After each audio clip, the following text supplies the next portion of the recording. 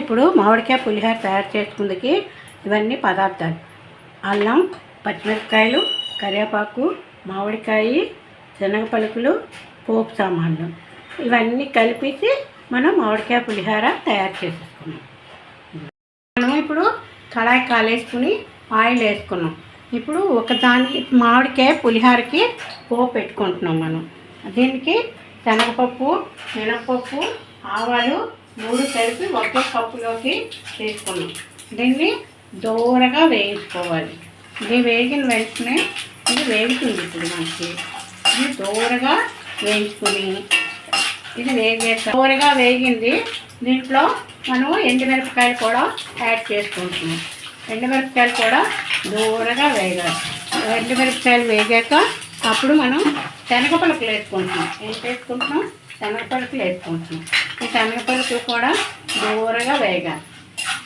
మాడిపోకూడదు, వేగకుండా ఉండకూడదు. దూరగా ఎర్రగా వేగాలి. ఇక వేసుకుంటున్నాం. మనం ఇది చేస్తున్నాం, వేసుకోవాలి. దీని తర్వాత నెక్స్ట్ అల్లం ముక్కలు వేసుకుంటున్నాం. ఏం చేస్తున్నాం? అల్లం ముక్కలు వేసుకుంటాం.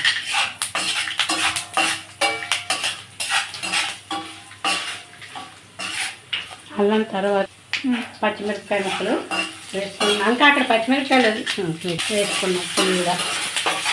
ఇప్పుడు వేసుకోవాలి. లాస్ట్ కరివేపాకు వేసుకున్నాం. కరివేపాకు తర్వాత ఇప్పుడు మనం మామిడికాయ పేస్ట్ వేసుకుంటాం.